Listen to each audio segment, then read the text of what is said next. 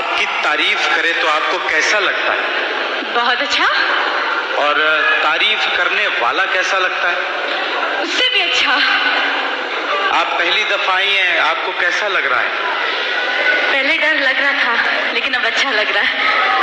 आपकी आंखें कितनी खूबसूरत हैं, आपके बाल कितने अच्छे हैं, आपको पता नहीं आपकी शक्ल कितनी प्यारी है। दिव्या, आप बहुत खूबसूरत हैं। लेकिन आप मेरी इतनी तारीफ क्यों कर रहे हैं? अभी तो आपने कहा था मुझसे कि तारीफ करने वाला मुझे ज्यादा अच्छा लगता है।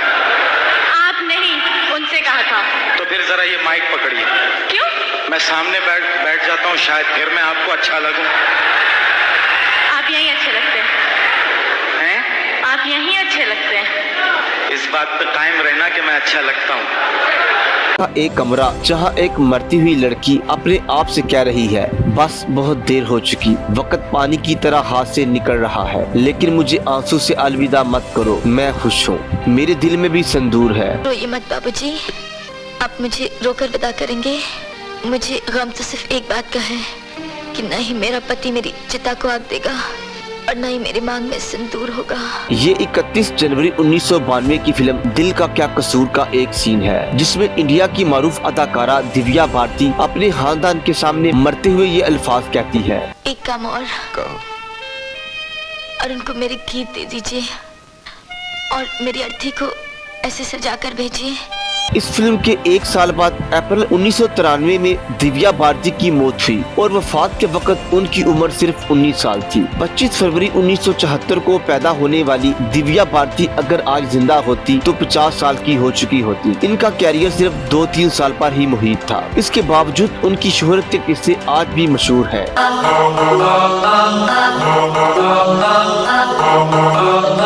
खुशमिजाज, चंचल, शरारती, शौक, बासलाहियत, हैरत अंगेज अदाकारा, बड़ी आंखें और जादुई चेहरा। अगर दिव्या के बारे में कहे गए अल्फाज का वर्ड क्लाउड बनाया जाए तो तकरीबन सभी ने इनके लिए यही अल्फाज इस्तेमाल किए हैं।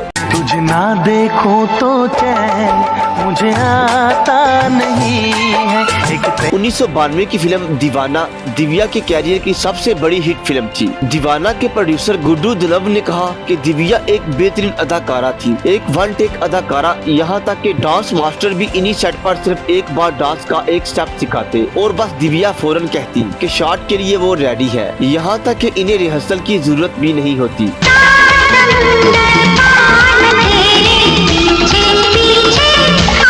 प्रोड्यूसर गुड्डू दनवा कहते हैं कि शिमला में फिल्म ऐसी दीवानगी की शूटिंग के दौरान दिव्या ने 104 डिग्री बुखार होने के बावजूद शूटिंग की। हमें 3 दिन के अंदर गाना शूट करना था और हमारे इनकार और आराम का कहने के बावजूद दिव्या ने आराम किए बगैर शूट मुकम्मल किया। एक बात कान खोल कर सुन लो, ये सौदा तुम्हें बहुत महंगा पड़ेगा।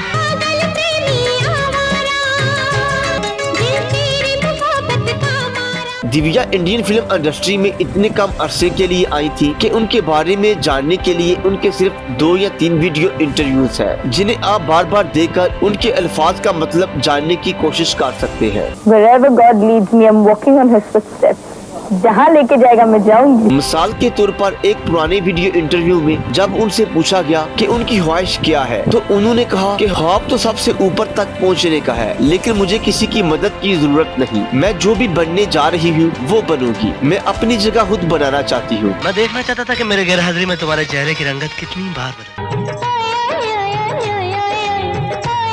इसे सुनने से जहन में एक पुरतमाद, वुस्साहता और पुरजोश नौजवान लड़की की तस्वीर बन जाती है जो दुनिया को फतह करना चाहती थी। मुंबई की रहने वाली दिव्या मालिक जी कोऑपरेटिव ट्रस्ट स्कूल में पढ़ी थी। दिव्या के साथ पढ़ने वालों में फरहान अख्तर और शर्मिन जोशी भी थे। ताहम दिव्या को पढ़ाई में कोई खास दिलचस्पी नहीं थी।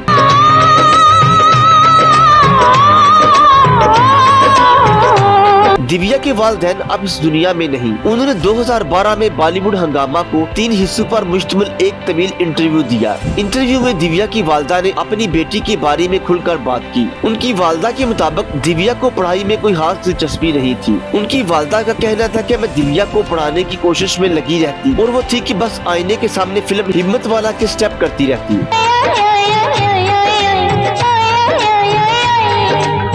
जितेंद्र इसके पसंदीदा हीरो थे और वो जितेंद्र की हीरोइन बनना चाहती थी। जब दिव्या स्कूल में थी तभी से उसे ऑफर्स मिलने लगी। गोविंदा के भाई किरण कुमार ने इन्हें फिल्म राधा का संगम के लिए साइन किया, ताहम बाद में बाद वजूहात की बिना पर इन्हें फिल्म से ड्रॉप कर दिया गया। डायरेक्टर सतीश कौशिक ने फिर दिव्या का नाम अपनी फिल्म प्रेम के लिए तजवीज किया, लेकिन बाद में जब सतीश कौशिक ने तब्बू से सुलह कर ली तो फिर दिव्या को ये फिल्म छोड़ना पड़ी। ऐसा ही फिल्म सौदागर में भी हुआ।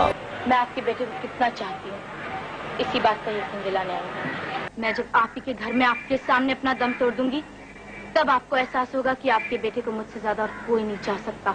हिंदी से पहले भी दिव्या की तेलुगु फिल्म बोबली राजा 1990 में रिलीज हुई थी और जबरदस्त हिट हुई थी।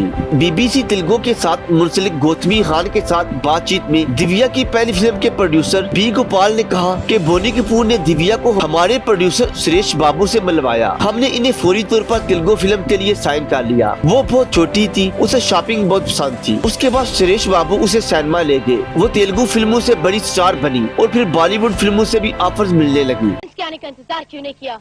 एम्बुलेंस का इंतजार करता था, उसका हाथ काटना पड़ता। उसके एक हाथ कट जाने से हमारी फैक्ट्री बंद नहीं हो जाती। तमिल और तेलुगु फिल्मों की रिलीज के बाद राजीव राय ने दिव्या को 1992 में फिल्म विश्वात्मा के साथ हिंदी फिल्मों में काम करने का मौका दिया। 1992 में विश्वात्मा, शोला और शबनम और दिल का क्या कसूर एक ही महीने में लगातार एक नई हीरोइन के साथ 3 फिल्में रिलीज हुई। जून 1992 में रिलीज होने वाली दीवाना में ऋषि कपूर और शाहरुख खान जैसे सितारों के साथ भी नाजरीन ने दिव्या को देखा और वो मशहूर हो गयी। तुम कोशिश करना, वादा कभी न करना। दिव्या की शोहरत का अंदाजा फिल्म कैरियर मैगजीन की एक सतर से लगाया जा सकता है। दिव्या उस वक्त स्टार बन गई जब सुनील शेट्टी की पहली फिल्म बलवान आई। दिल तेरे कदम च रखिया, नजर मिला के सही। दिव्या की परफॉर्मेंस के बारे में उनकी वालदा ने बॉलीवुड हंगामा को इंटरव्यू देते हुए कहा, पहलाज निहलानी की फिल्म शोला और शबनम में दिव्या का एक संजीदा सीन था, ताहम दिव्या क्रिकेट खेल रही थी। डायरेक्टर डेवन डून ने दिव्या को संजीदा होने को कहा। दिव्या ने जवाब दिया, क्या वाकई मुझे मरना है? अगर मेरे पास मौत का सीन है। दिव्या ने कहा कि आप कैमरा ऑन करें और अगर मुझसे कोई गलती हुई तो मैं फिल्म छोड़ दूंगी। उसके बाद गाने की शूटिंग शुरू हुई। तू रूठा तो रूठ के इतनी दूर चली जाऊंगी, सारी उम्र पुकारे भी फिर भी लौट के न आऊंगी। कसूर मैंने किया है तुम्हें ना पहचानने का। पहचानने में बहुत देर कर दी दिव्या।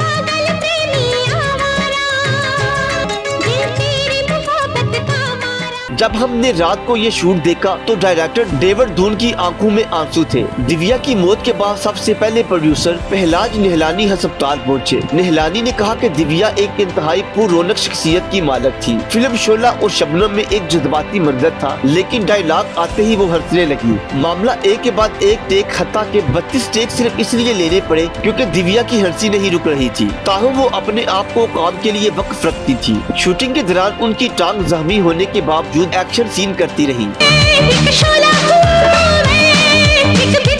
दीवाना के हिदायतकार गुड्डू धनवा ने कहा कि वो काम के दौरान हैरत अंगेज और काम के बाद हंसी मजाक करती थी। उन्होंने कहा कि ये बहुत हंगामा है था। हम लोग ऊटी में दीवाना के पीलिया गाने की शूटिंग कर रहे थे। शूटिंग से पहले हर कोई ताश खेल रहा था। डायरेक्टर और ऋषि कपूर एक जानब कुर्सी पर बैठे थे। कुर्सी न होने की वजह से वो दिव्या ऋषि की गोद में बैठ गई और उनके साथ मजाक करने लगी। ऋषि ने दिव्या से कहा कि तुम जानती हो कि तुम्हारी उम्र तकरीबन 18 साल है और मैं 39 साल का हूँ। मैं 21 साल बड़ा हूँ। तब दिव्या की छेड़छाड़ जारी रही। तो तुम रहती कहाँ? वो वहाँ, वो छोटी पहाड़ी के पीछे बड़े पेड़ के पास। दिव्या की जिंदगी में बहुत कुछ चल रहा था, खास तौर पर जब ये बात सामने आई कि दिव्या ने प्रोड्यूसर साजिद नाडियावाला से शादी कर ली। उस वक्त दिव्या की उम्र सिर्फ 18 साल थी। दोनों की मुलाकात शोला और शबनम के सेट पर हुई थी। दिव्या की वालदा के मुताबिक शुरू में खानदान वाले इस शादी से खुश नहीं थे, ताहम आखिर में सब ने कबूल कर लिया। तुम समझते क्यों नहीं अर्जुन?